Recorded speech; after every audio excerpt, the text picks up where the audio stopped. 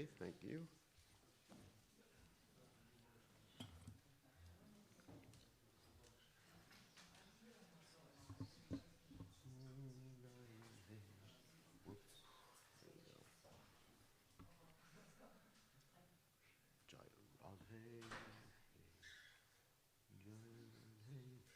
Jaya Shri Radhe.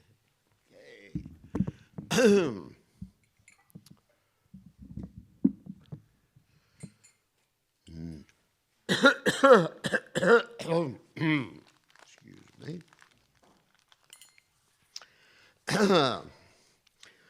Jaya Radha Madhuva Kunja Bihari Radha Madhuva Kunja Bihari Jaya Radha Madhuva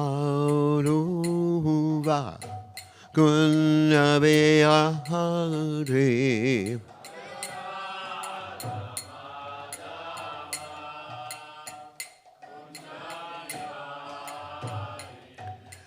Gopi Janamadabha Iribadanagode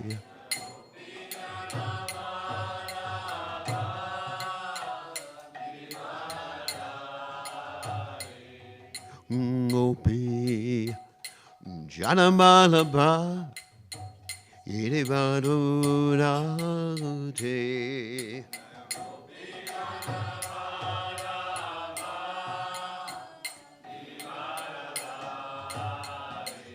Yasudanandana Brajajanuranjana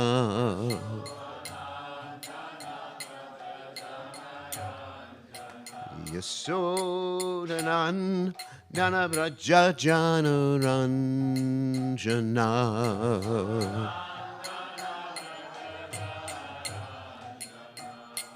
Yamuna Tera Banachare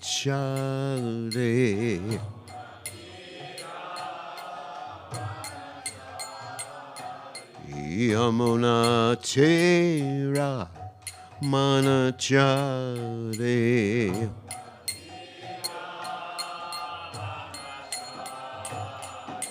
Jayo Radhu Madhava Kunja Bihari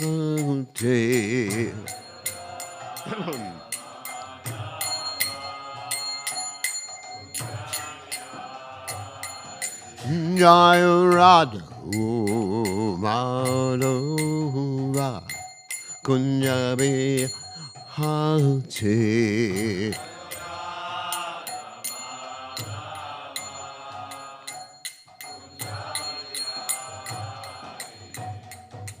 Gopinana Manava Yedivadadhati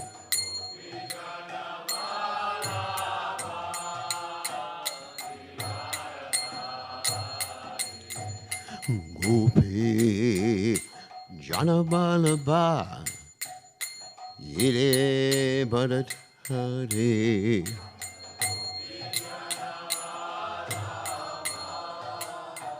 Ilibanan Yasunanandana Rajajana Ranjana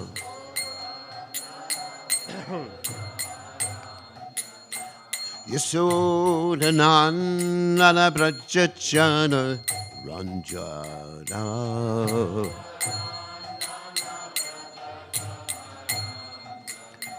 Jamunatera Banachare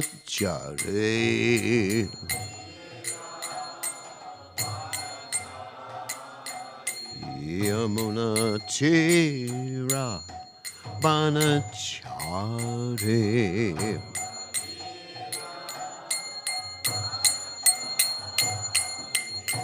Jaya Radhu Madhava Kunja Bihari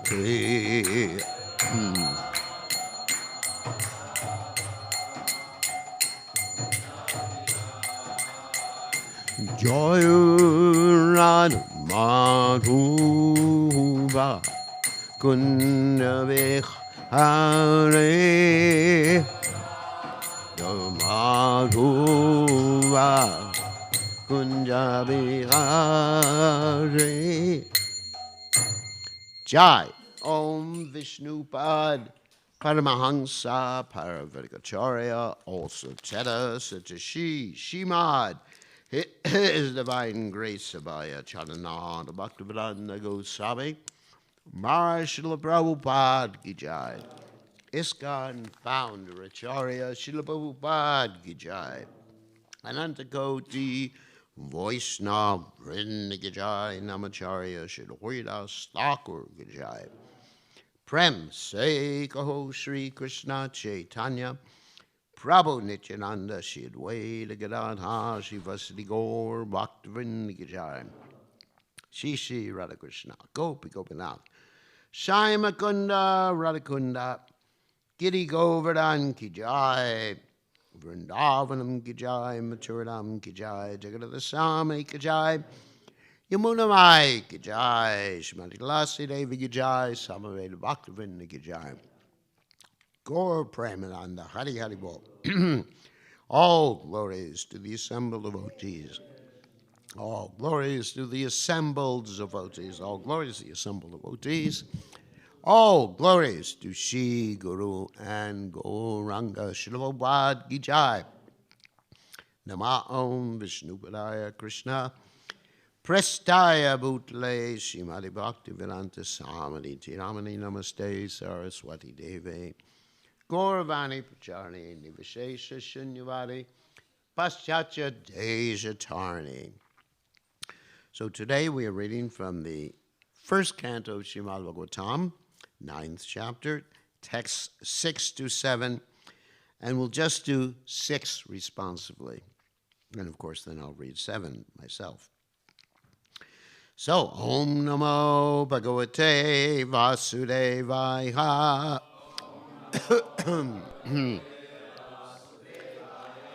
Om Namo Bhagavate Vasudevaya.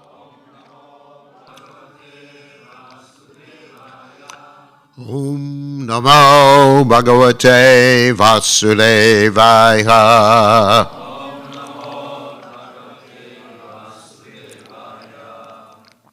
Paravato Narado Domyo Bhagavan Badarayana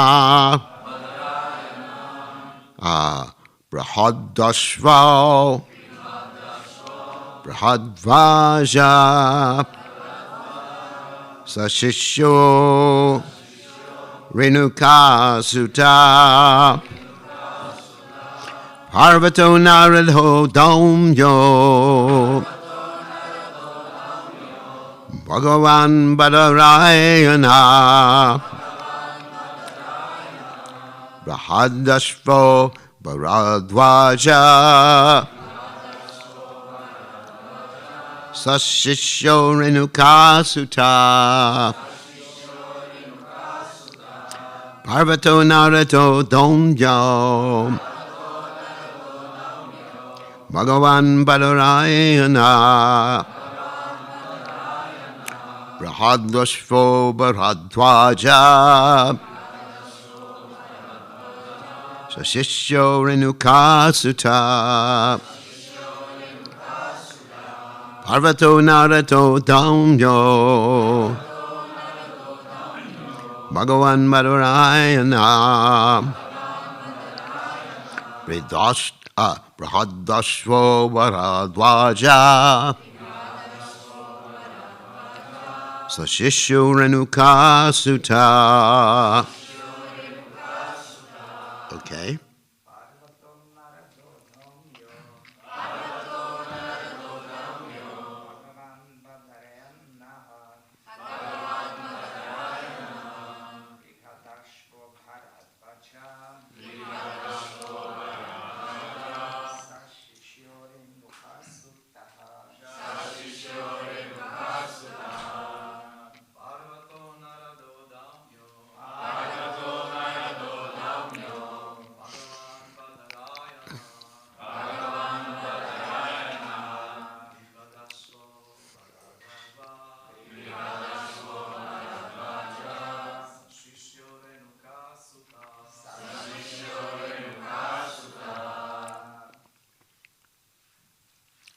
Ladies.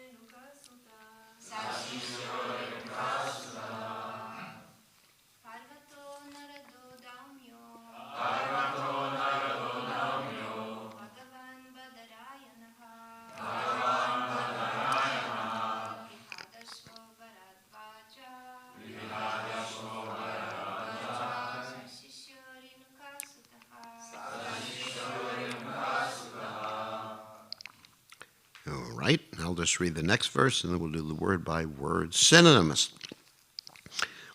Vashishta Indra Pramadas Grutsamadosita Kakshivan Gotamo Trishcha Kochikota Sudarshana. Okay. Parvata Muni. Narada Muni. Domya. Bhagavan. Incarnation of Godhead. Badarayana. Vyasadeva. Brihadashva.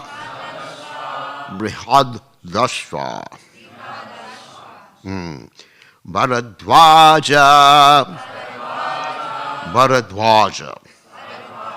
Sashishya. Along with disciples. Renuka Sutta. Parashurama.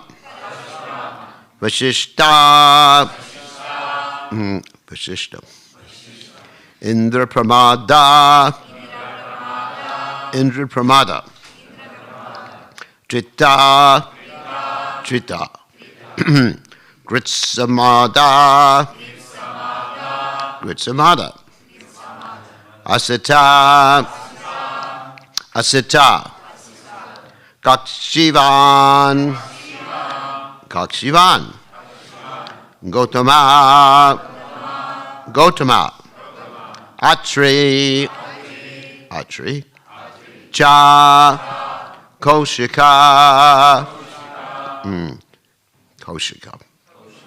Ata. As well as Sudarshana.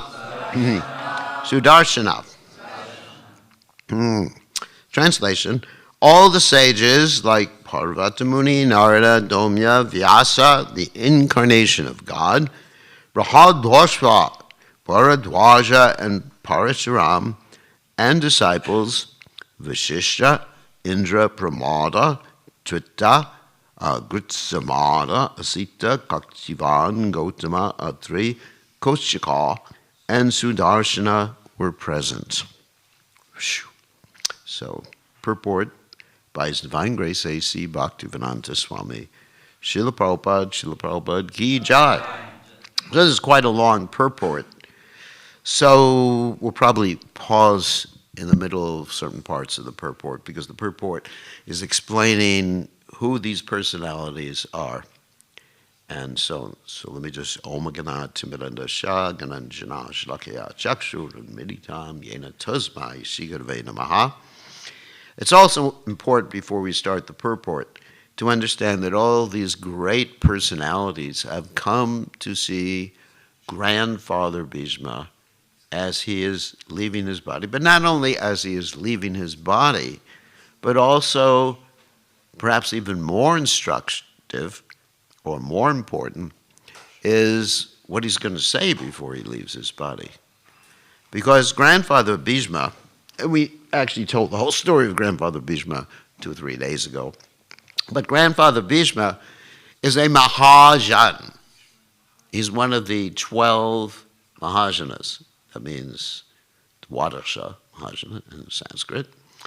And these Mahajanas have the specific position of being exemplars for everyone. Exemplars means they set an example. And of course, we understand that as what? Acharya. What does the word acharya mean? Achar means example, right? We have two words, achar and prachar. And also telephones. Okay. All right. Please, everyone, shut your phone off. There's nothing that happens usually important at the time of Bhagavatam class. Because last time I said that, my phone went off in the middle of class, so it was quite embarrassing. Anyway, so there's achar and prachar. Prachar means instructions. And achar means example. Like Krishna says, yesterday we were talking about yad yada charati shreshtas tatat eveturo janaha. Krishna says, as great persons act, all the world follows, all the world pursues. So great personalities have a very, very important responsibility to set a good example. So one should think like that, especially if you're a member of the Krishna consciousness movement, especially if you take an initiation, especially if you've taken second initiation, you have a very important duty to set an example. So in other words, we shouldn't see you going into the pub. Unless you're going to distribute Srila Prabhupada's books, that's okay. Or going to the movies or anything like that. And not even in secret. You have to actually set a good example. So Grandfather Bhishma is one of those personalities who sets an example for everyone. And according to the Mahabharata, what is that? One cannot understand Krishna consciousness without, what is that verse? Tarko pratishta shutida navina. That one cannot understand Krishna consciousness or the absolute truth by logic, by studying the Vedas, because the Vedas have so many different branches, as Krishna says to Arjuna in Bhagavad Gita, Trigunya Vishya Veda, and he says Nistrigunya Bhavarjana. So the Vedas mainly deal with the three modes of nature, like we were talking yesterday during the Sunday feast class about Varnashram. That's three modes of nature. And sometimes people get caught just on that lower level and they don't go higher. So the Mahabharata says you can't understand the absolute truth, you can't understand the purpose of life, you can't understand anything except by the method of what? Mahajanyena Gata Sabanta. By following the footsteps of great personalities, or the path chalked out, as Prabhupada would say in his language, by these great personalities. And of course, we also have His Divine Grace A.C. Bhaktivedanta Swami Srila Prabhupada as our Mahajana, although he's not listed as one of the Dwadasa Mahajanas. But he's our founder, what? What's the second word? Acharya. Same word. You understand? Achar. Founder Acharya. He sets the example. And I often tell the devotees that if you really want to understand Bhagavad Gita, does anyone remember what I say? What should you do? You, of course, read the Bhagavad Gita. But look at Prabhupada's life. Because Prabhupada's life, Prabhupada's example, is Bhagavad Gita in action. It's amazing.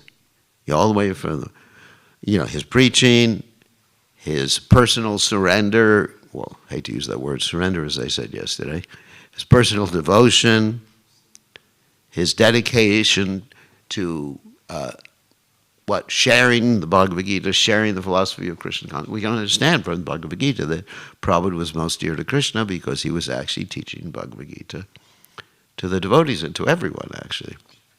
So, anyway, so Prabhupada's Mahajana. So Grandfather Bhishma's a Mahajana too. So, of course, then one can question, I'm going to present a little alternative version right now. So why did he do what he did before the Battle of Kurukshetra and during the Battle of Kurukshetra, which is apparently take the side of the Kauravas, isn't it? It's interesting. Actually, so you say he's setting an example, he's a Mahajana. So why did he do that? Okay, there's actually at least two different answers, if not more. That first answer, which I like the best, is that it's Krishna's pastimes. And this is Yoga Maya. And under the influence of Yoga Maya, just like Arjuna is another Mahajan, not one of the Dwadasa. Arjuna actually was in Maya, apparently in Maya, who when he was refusing to fight, right? So Krishna puts his devotees, and Grandfather Bhishma is an eternal associate of Krishna, that's why he's a Mahajan. He puts his devotees in Yogamaya to enact certain pastimes. So Arjuna apparently was an illusion, and Grandfather Bhishma taking the wrong side in the Battle of Kurukshetra, not stopping the Kauravas, sticking to his promises, in spite of the promises being counterproductive to Dharma. He's still considered Mahajana because it was Krishna's pastimes. Just like, I mean, even you can consider, it's actually interesting, even you can consider Hiranyakashipu a Mahajan. Because he's a pure devotee, he's one of Jai and Vijay, right? So he's taking part in Krishna's pastime, and he surrendered enough. Here's the point of Mahajan. He surrendered enough to agree to become a demon to fight Krishna. It takes a lot of surrender. Like if Krishna went to you and said, would you agree to become a demon so you can fight me in the next life? I'd have to think about that a few times. You know, I don't know what I would say. Well, I actually have to say. I wouldn't have to say because there's always a choice. So when Jai and Vijay were cursed to become demons, you know, Hiranyakashipu, Hiranyaksha, and the rest of them, they actually were happy to serve the Lord in that particular way. Because they could have taken more births as devotees, right? They had that choice. So this is what, you know, from a deeper level, we can see that Grandfather Bhishma was a Mahajan.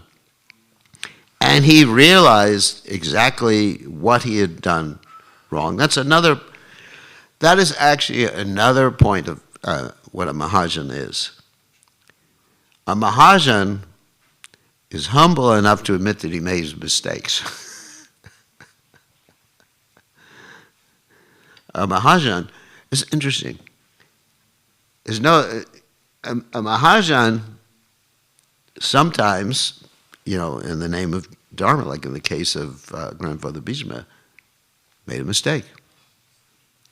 But he's humble enough to admit it and to preach about it, as we mentioned previously, to preach that actually his keeping the truth was counterproductive to Dharma.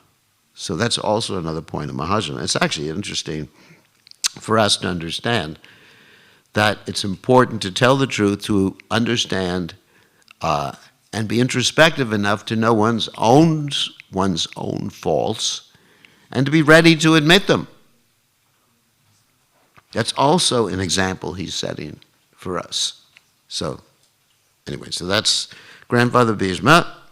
Let me just turn this on again so I can keep reading. And therefore, all the sages are coming to take instruction from him. Give me a second. All right. There we go.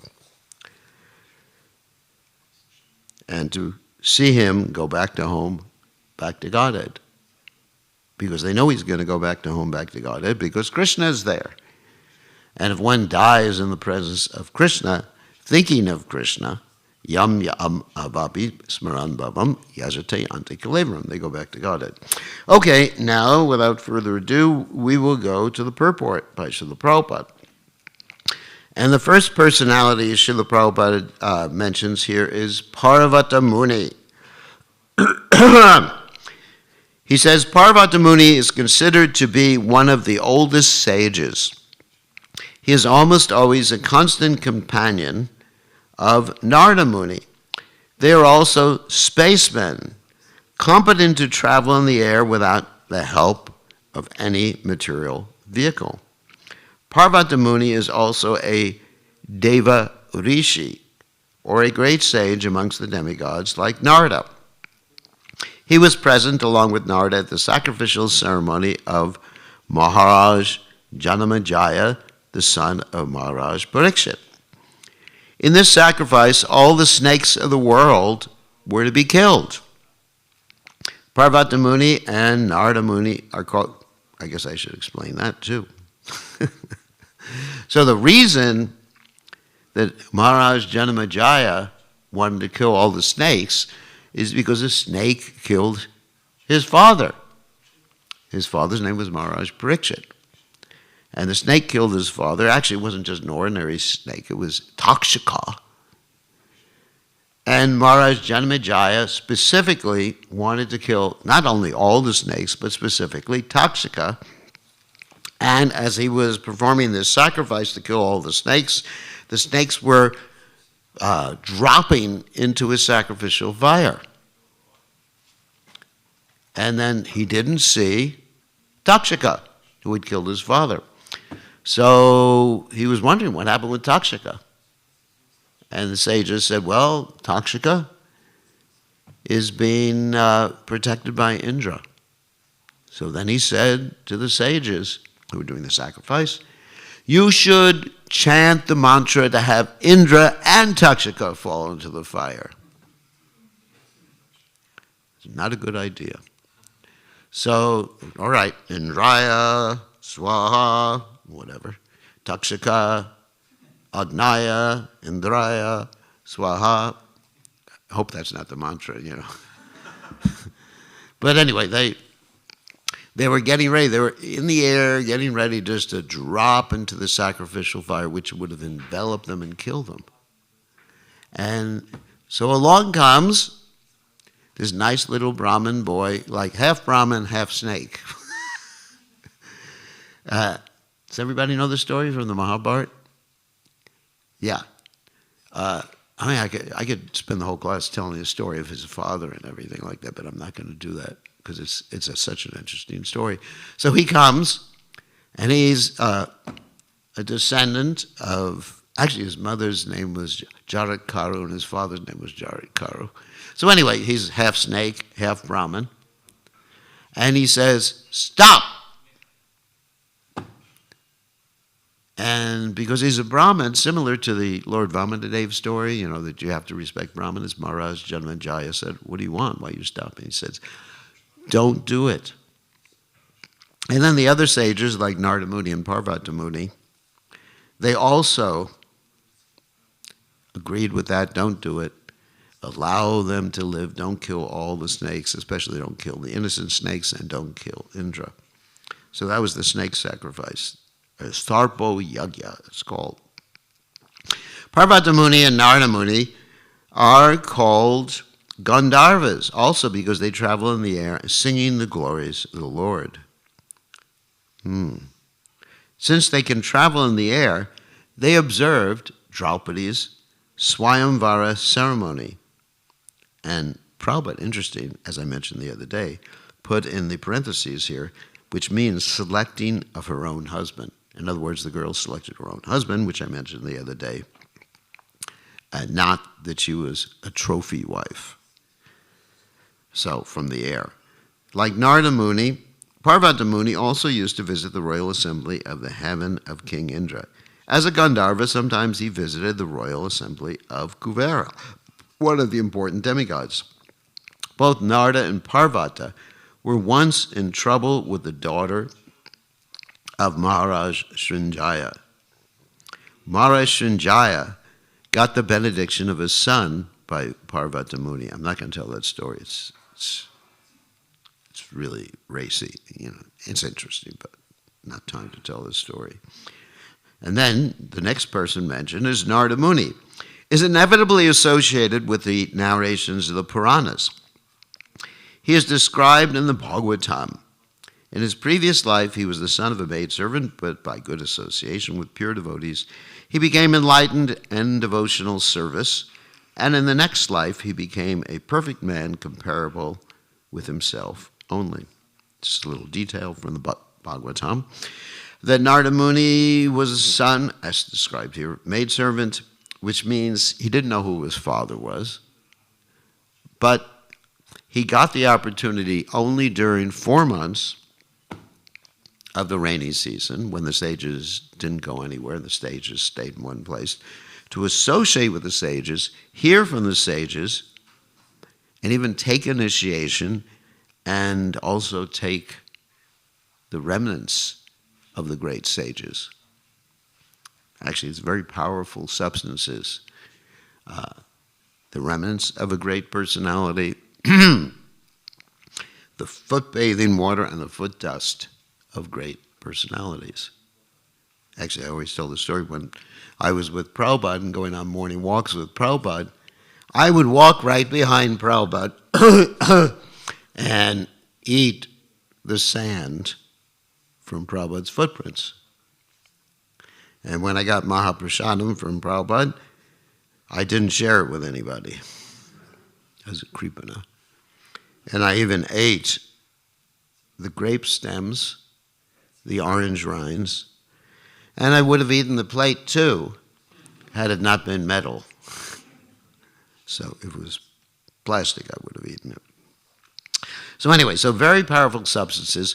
So after, once you be enthusiastic like that, I was thinking, powerful stuff, when am I going to get an opportunity again?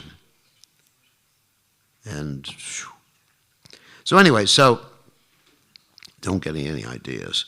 So then after those 4 months of the rainy season, the sages left, and Narada Muni got this situation, which was actually a benediction, but appeared to be an unfortunate situation, that his mother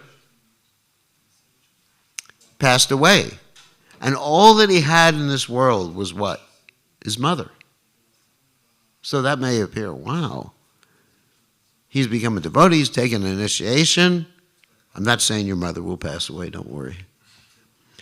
His mother passed away, and he had no more shelter in this world. Yashaham anagrinami hurishe tadanam shanai. And then he started to wander everywhere in the forest as a little boy, and he got a glimpse of Krishna once. Chanting Krishna's names, because he was initiated. And Krishna said to him, "You'll see me this one time, but not again this lifetime." Krishna does that to us sometimes. We join the Krishna conscious movement and we have this overwhelming ecstasy, and we're rolling on the ground in ecstasy. Don't try that either. We'll kick you out of the temple room if you do that. But anyway, we feel so much ecstasy. People ask me that question many times, that when I joined the movement, I felt so much ecstasy, and now I'm just struggling to hear my rounds. It's hard to get up in Mangalarti. When I was a new devotee, it was easy to get up for Mangalarti. Well, Krishna gives you a little taste, coming attraction, like he did with Narada Muni.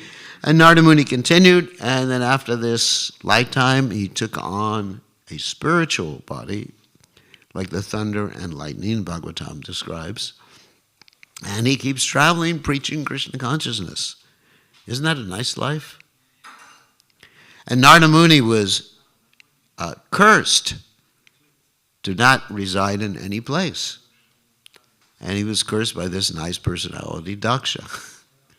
Because Narada has this tendency of trying to convince everyone to take sannyas. Not everyone, but a lot of people, even when their parents object. So in the case of Daksha, Daksha was quite a father. He was a Prajapati. He had 10,000 sons, first group. Haryashvas, they were called.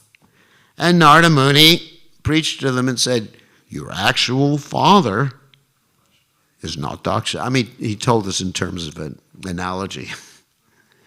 You have to understand who your actual father is. And of course, then Daksha's sons, the Haryashvas, understood. Narada Muni was referring to Krishna and also the spiritual master. And so you don't have to follow. I shouldn't talk like this in class. But he was saying, you don't have to follow the orders of your father. You can take sannyas. So they took sannyas. Daksha had a second group of sons, the Savalashvas, and Narada did the same thing to them. And therefore, Daksha cursed Narada Muni. What's the biggest curse? You should never have a home. And Narada Muni said, Hari Bol, thank you for that nice curse. And then Daksha, after that, he only had daughters because he figured Narada Muni wasn't going to try to tell him to take sannyasini. So anyway, so Narada Muni, that's a little story about Narada Muni. So in the Mahabharata, his name is mentioned in many places. He's the principal Devarshi, or the chief sage amongst the demigods. He is the son and disciple of Brahmaji, and from him the disciplic succession in the line of Brahma has been spread. He initiated Prahlad Maharaj, Dhruva Maharaj, and many celebrated devotees of the Lord. He initiated even Vyasadeva, the author of the Vedic literatures. And from Vyasadeva, Madhvacharya was initiated, and thus the Madhva Sampradaya, in which the Gaudiya Sampradaya is also included, has spread all over the universe. Sri Chaitanya Mahaprabhu belonged to this Madhva Sampradaya. Therefore, Brahmaji, Narada, Vyasa, down to Madhva, Chaitanya, and the Goswamis all belong to the same line of disciplic succession. Naradaji has instructed many kings from time immemorial. In the Bhagavatam, we can see that he instructed Prahlad Maharaj while he was in the womb of his mother, and he instructed Vasudeva, father of Krishna, as well as Maharaj Yudhishthira. So one thing is that Narada Muni instructed Prahlad Maharaj while he was in the womb of his mother when, how did he do that? Because he had to travel. He did that at Govardhan. And Govardhan's not part of what the material world. So curses don't apply. Right? At Govardhan.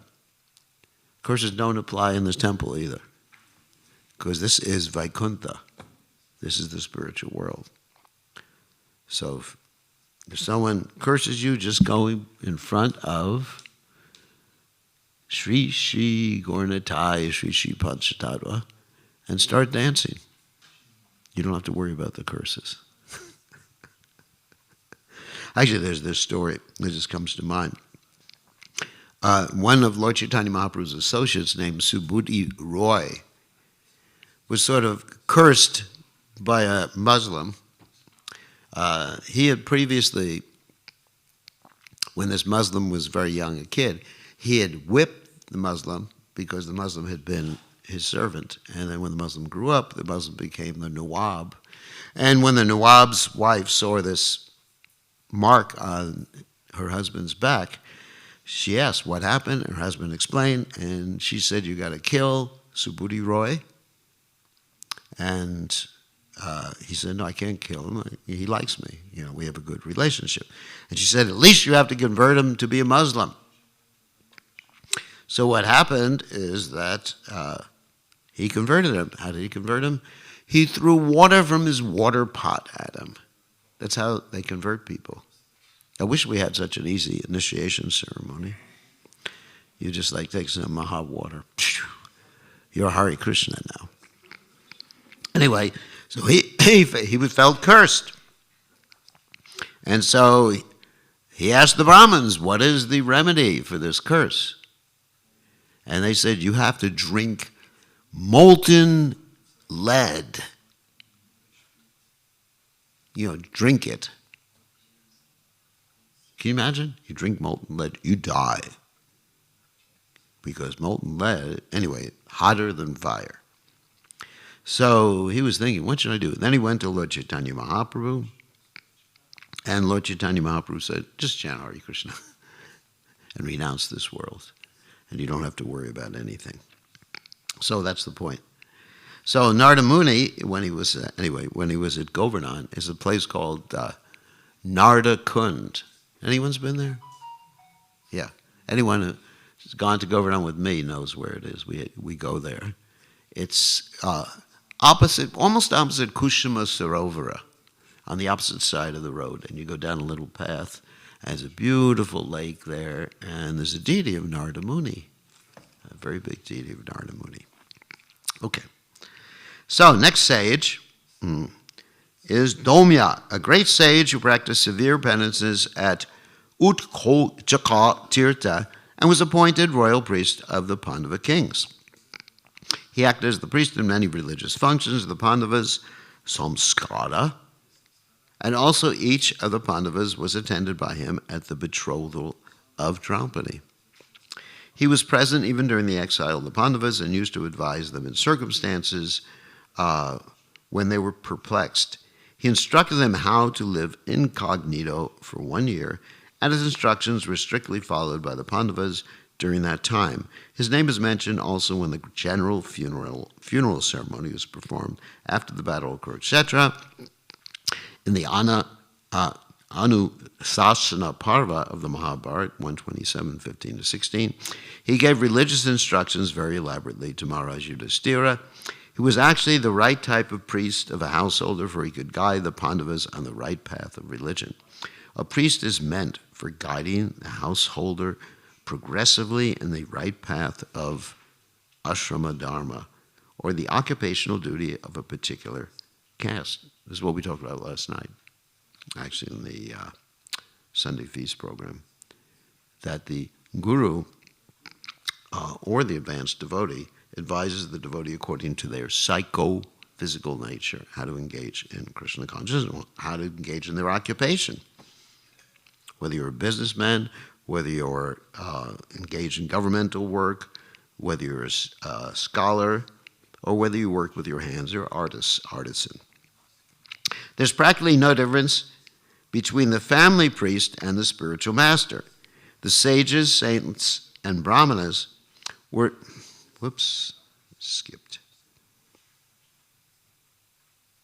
Okay. The sages, saints, and brahmanas were especially meant for such functions. In other words, guiding people both in their in their earthly life and guiding people in their spiritual lives. So that is the guru's business and the sage's business. Okay, next one is Badarayana Vyasadeva. He is known as Krishna Dvaipayana, Satyavati Sutta, that's his mother's name, Satyavati. Parasharya, because Parashara was his father, and Parashatmaja, that means born from Parashara Muni, Badarayana, Vedavyas, etc. He was the son of Mahamuni Parashara in the womb of Satyavati prior to her betrothal with Maharaj Shantanu, the father of the great general grandfather Bhishma Deva. Actually, there's several versions of how she gave birth to Vyasadeva, and I'm not going to recite the versions because there's so many different versions of the Mahabharata. And it's interesting, my godbrother, dear godbrother, Rida Nandamars has come up with another version of this particular exchange. I don't know if anyone's heard his narration or read it, but it's really interesting, and it actually makes the whole thing much more chaste and proper than the general version that we are accustomed to in the Mahabharata. The reason that I'm saying this is that we should understand the Mahabharata, according to Srimad Bhagavatam, has been basically passed down word of mouth, and there are approximately 80-something different versions of the Mahabharata, and they differ dramatically. The main story is there in all the versions of the Mahabharata, but they differ dramatically insofar as stories like this. In the South Indian version of the Mahabharata, you actually have Satyavati and Parashara Muni having a regular Vivaha Yagya. And the North Indian edition, you have it happening on a lake or in the Ganges. Anyway, so we're not going to get into those details. So, he is a powerful incarnation of Narayan, and he broadcasts the Vedic wisdom to the world. As such, Vyasadeva is offered respects before one chants the Vedic literature, especially the Puranas. Shukadeva Goswami was his son, and rishis like Vaishampayana were his disciples for different branches of the Vedas. He is the author of the great epic Mahabharata and the great transcendental literature Bhagavatam. So the Bhagavatam has been passed down untouched. The Mahabharata has not been passed down untouched. And I'm not saying that on my own authority. I'm saying that on the authority of Srimad Bhagavatam, who writes in his Tatparatra Nirnaya precisely what I just said. And I've read his Tatparatra Nirnaya, which is actually a very interesting book because it's written from a first-person perspective as if he was there at the Mahabharata War. It's a very, very interesting book. So, anyway, we'll continue. The Brahma Sutras, the Vedanta Sutras, or Badarayana Sutras, were compiled by him. Amongst sages, he is the most respected author by dint of severe penances. When he wanted to record the great epic Mahabharata for the welfare of all people in the age of Kali, he was feeling the necessity of a powerful writer who could take up his dictation. By the order of Brahmaji, Sri Ganeshaji took up the charge of noting down the dictation on the condition that Vyasadeva would not stop dictation for a moment. The Mahabharata was thus compiled by the joint endeavor of Vyasa and Ganesh. There's another story about that too. That Ganesh said, I will write down things as long as you don't stop the narration. And so Vyasadeva, Srila Vyasadeva, was thinking, I got to catch my breath sometimes. So therefore, during the dictation, he actually presented things sometimes a little difficult to understand. So Ganeshji had to stop his, typing. No, he was writing. He had to stop just to understand what was being said. So in that way, Srila Vyasadeva had a little break. By the order of his mother, Satyavati, who was later married to Maharaj Shantanu, and by the request of Bhishma Deva, the elder son of Maharaj Shantanu by his first wife, the Ganges, he begot 3 brilliant sons whose names are Dhritarashtra, Pandu, and Vidura. The Mahabharata, I guess I should explain that too. So, little history. That we told part of the story the other day. There were 2 sons of, there are 2 sons of Shantanu, Shantanu and Satyavati, and that was Vichitravirya and Chitrangada. Chitrangada was killed, and Vichitravirya had his wives brought by grandfather Bhishma. Remember I told the story the other day? But because Vitravirya was so enamored just with his new life as a grahasta, he died. He was just really engaged in sense gratification. He died before he could have any children. So there were no children in that particular dynasty, so it was required to have children. And so there was a question, how can these two ladies have children? And Satyavati reveals to Bhishma that previous to getting married, she had Vyasadeva as her son, and so it would stay within the same family.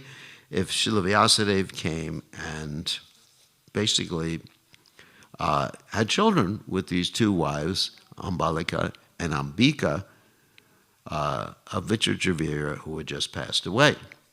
So Srila Vyasadeva agreed, and because he looks like a sage who has been in the forest for several years, means long matted hair, disheveled, and he wasn't given time to really, prepare himself. His mother and Satyavati insisted. We had the mother of Dhritarashtra, Ambika, just look at him once, and she got so shocked she closed her eyes, and therefore the kid was what? Blind. Interesting story. And the mother of Pandu didn't make the same mistake, but she looked at Srila Vyasadeva. She turned white. And Pandu is white, called white anyway. And Pandu was born that particular way. So Dhritarashtra was blind spiritually and materially, and he couldn't become the king, and Pandu became the king. And I'm not going to tell the rest of the story of the Mahabharata, because we're almost out of time anyway. So let's finish with Vyasadeva. The Mahabharata was compiled by Vyasadeva after the battle of Kurukshetra and after the death of all the heroes of the Mahabharata. It was first spoken in the royal assembly of Maharaj Janamejaya, the son of Maharaj Parikshit. So another point about Srila Vyasadeva is that he is a Shaktavesh avatar. He's not Vishnu Tattva. Shaktavesh avatar means, the word avatar means to descend, avatar, to cross down. So Shaktavesh means that Krishna's potency, especially the potency of being a compiler, author of Vedic literatures, was invested in Srila Vyasadeva. And the word Vyasa basically means to divide. So he took the original Vedic literatures, which were one, and divided, we're talking about the oldest Vedic literatures, the Rig Veda, Samaveda, Yajurveda, and Atharva Veda, he divided them in four. So the Vedas are eternal. In one sense, we say he's the author of the Vedas, right? But actually, technically, he's the compiler of the Vedas. That's a technical definition. In other words, he took what was already there and compiled them into four different divisions. And then, after that, he, in order to further explain things, he came up with the other literatures like the Upanishads. Upanishad means basically come close to the sage or the spiritual master and hear some instruction. And then to further explain the Upanishads, he compiled or wrote what's called the Vedanta Sutra or Brahma Sutras. And the Vedanta Sutra or Brahma Sutras, they actually explain the Upanishads. That's the commentary on the Upanishads. And then to write a commentary on the Vedanta Sutra, the Vedanta Sutra is actually a very important literature because no sampradaya can be considered bona fide without having a commentary on the Vedanta Sutras. And so in order to write our commentary, we have actually two commentaries on the Vedanta Sutras. One is Vyasadeva's own commentary, which is called Srimad Bhagavatam. And that commentary was written by Srila Vyasadeva when Narada Muni chastised him for not actually directly pointing out the devotional service of the Lord in the Mahabharata. So that's our commentary on the Vedanta Sutra. There's another one that was written by Baladev Vijayabhushana called the Govinda Bhash. And that means it was dictated by the deity of Govinda, Radha Govinda, to Baladev Vijayabhushana around Jaipur. So anyway, so that's Srila Vyasadeva, and we haven't finished the purport. So let us take questions. I guess tomorrow, because tomorrow is actually you're going out preaching, right? So anyway, so maybe tomorrow, whoever's left, I can finish the purport with and talk about. So any questions or comments? It's actually 9 o'clock already. Questions, comments about any of the points? Yes? Okay, do I need to have a mic or I can speak loudly? I can hear you and everyone can hear you. Okay. Thank you, Maharaj. This is a really instructive verses about this wonderful life and examples of these personalities. It's really inspiring. And it depicts how we also, something that we consider as a negative, also can appear something that It's a positive, yeah. I also appreciate that you stress out how the great personalities are also willing to admit their mistakes. And then you also mentioned how Arjuna was in ignorance due to probably different kind of the weakness of the heart. Right. So we do have that weakness of the heart, but sometimes we are not able to recognize it. And sometimes they come disguised, so we even can consider it opposite. So what we can do about it, how to recognize it in order to serve us, to transform it or prevent to do something which is not beneficial for our spiritual life, or actually turn it around to be of some service. How can we recognize our mistakes or deficiencies or anarthas? Is that what you're asking? Yes, recognize the weakness of the heart. Weakness of the heart. What would you consider to be weakness of the heart, and how we can transform it or act preventively in order to, not have some bad consequences? Well, let me make a general definition. Weakness of the heart, I would define as unwillingness to serve Krishna, or Krishna in Sanskrit, Krishna Bhadhirmukha, turning the face away from Krishna. And it can be understood by how much we're enthusiastic just to serve ourselves, self-centeredness. I think it's a question of being honest as far as our desires are concerned. I mean, obviously, not that you put it on the internet, on Facebook or something like that. No, yes. But just being completely open, honest, and I like this word vulnerable. That means, being willing to admit mistakes, or being, not just mistakes, but just our own deficiencies, our own problems, our own attractions within this world, our own lack of devotion for Krishna, our own problems and just chanting our japa like that. And it requires, I should say, humility. How do you cultivate humility? That's interesting. See, that also seems to be a negative, I'm lower than the straw in the street, whatever like that. I think understanding the greatness of others, when I understand the greatness of His Divine Grace Srila Prabhupada, or these sages we're reading about, or, any of you, I see your dedication, like even Ananta, I see his dedication. You there? So I see Ananta's dedication year after year, to Krishna consciousness, and it just glorifying the Vaishnavas. Actually, that's work, because already I'm feeling humble by glorifying Ananta. how he's been dedicated. Or Lit Govinda. Look at these great personalities here. Who am I? I just travel around the world getting people to cook for me all the time and air-conditioned place, And these surrendered souls, I'm serious about it, even though I always add a little humor to whatever I say. But they're great souls.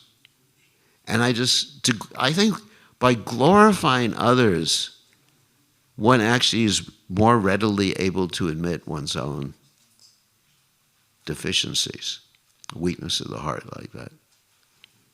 Because I just see, dedication on the part of, Prahlada Maharaj, a dedication to serving Srila Prabhupada and Srila Prabhupada's mission.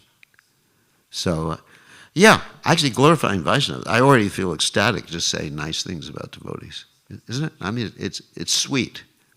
It's sweet, you feel ecstatic, and then you don't really care so much about yourself at that point. Yeah, I may be a rascal or whatever I am, but wow, we have the association of these devotees. Thank you so much, Maharaj. That's so powerful. Thank you. Okay, another question. So I'm just thinking of eating right now in this class. Got to be honest. Anyways, I mean, I've already gone so many hours without feeding my tongue. Anyway, so, yes. I heard Maharaj that Vyasa there is a post like Ikra and not specifically a person necessarily, but different persons. Yeah, but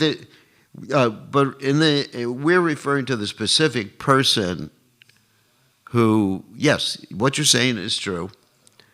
That sometimes you hear these statements that I don't know if it's post, but it's more descriptive. It's descriptive because you have the Vyasa of Chaitanya Mahaprabhu's pastimes. So it's descriptive of someone's particular service. Rather than using the word post, which is accurate also, but it's descriptive of someone's service. So, like the word Brahma, Lord Brahma, that's a post. But there is our Lord Brahma, the Lord Brahma of this universe.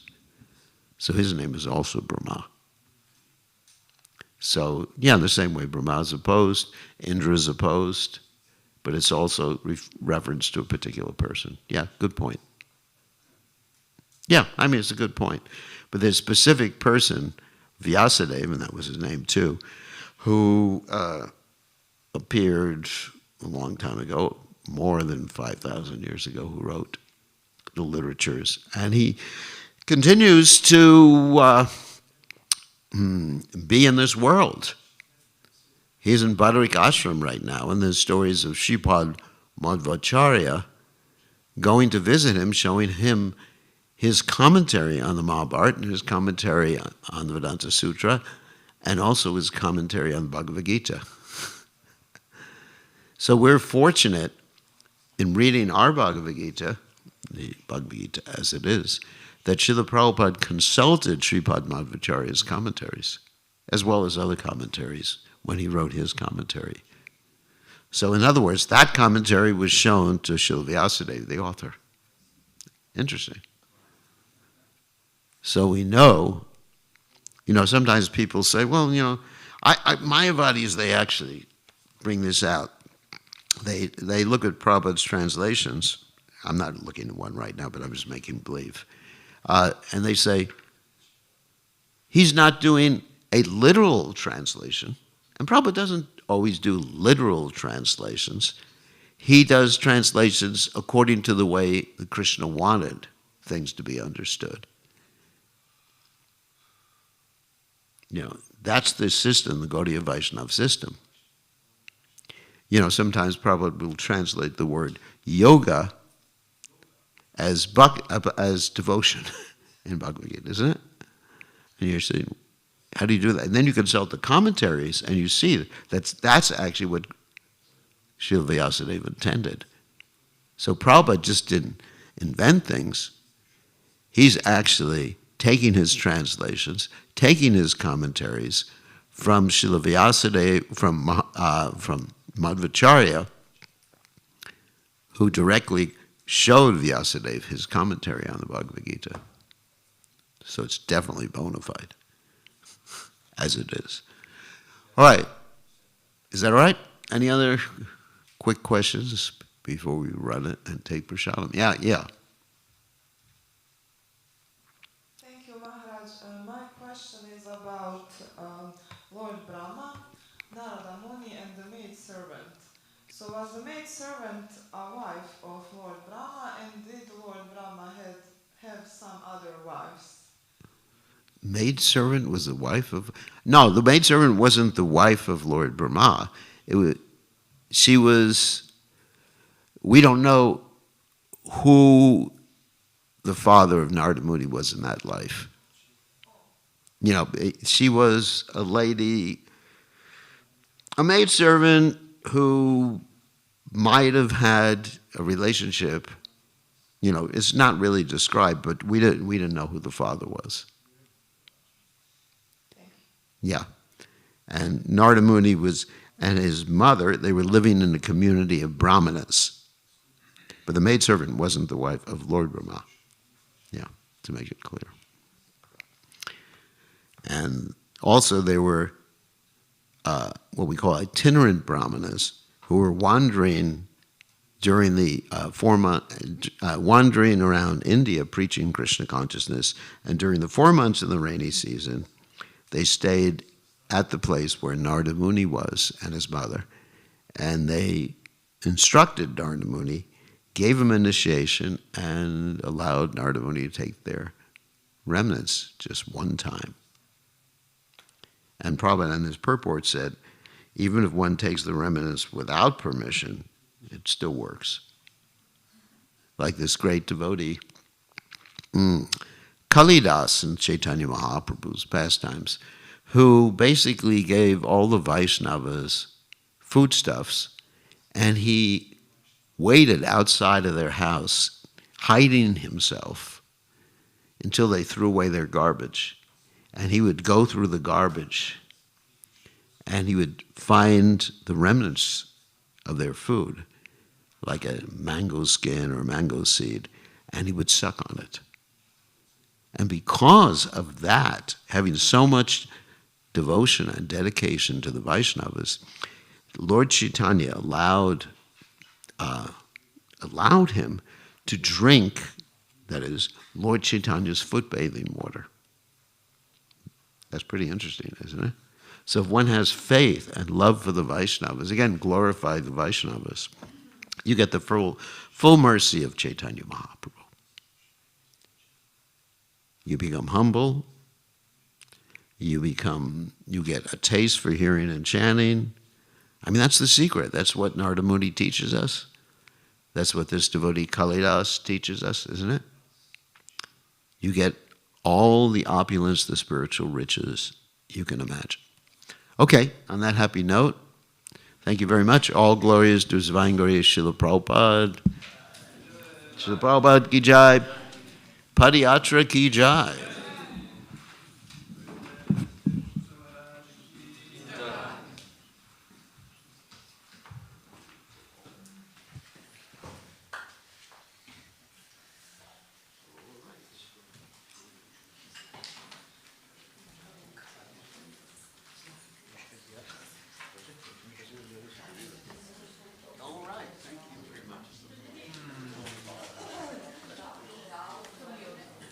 Charinamrita